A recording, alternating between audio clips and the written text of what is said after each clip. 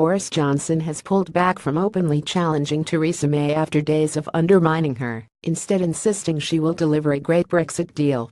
The Foreign Secretary used his showpiece conference speech to heap praise on the Prime Minister, saying the whole country owes her a debt for her steadfastness. He told the Tory faithful that he and the rest of the cabinet agreed with every syllable of Ms May's Brexit stance, despite setting out his own different red lines last weekend. Many senior Conservatives were furious, calling for Mr Johnson to be sacked for his disloyalty, while others believed he could stage a dramatic resignation and pose as a Brexit martyr.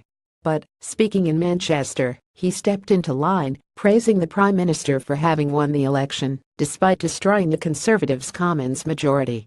She won more votes than any party leader and took this party to its highest share of the vote in any election in the last 25 years, Mr Johnson said.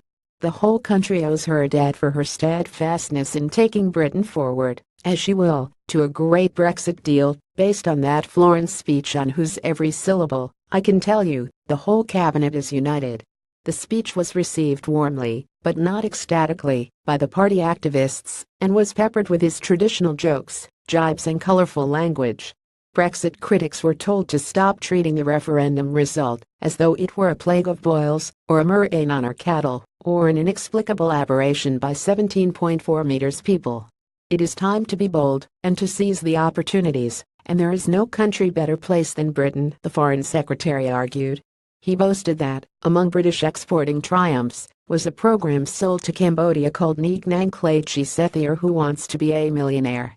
And it is thanks to the triumph of conservative values you are allowed to become a millionaire in Cambodia without being dispatched for re-education by some Asiatic John McDonnell, Mr Johnson joked. Hailing Britain's growing space program, he turned on Jeremy Corbyn, saying I have a candidate for the first man we gently blast into orbit, and that is the superannuated space cadet from Islington. I know he has an innocent and volatile air, but his domestic policies would rack up unfair debts for our children and grandchildren, and his foreign policies would imperil, not just this country, but our friends and neighbors as well. Mr Johnson finished by quoting Winston Churchill, framing Brexit as like the Second World War, telling the faithful we are not the lion. We do not claim to be the lion.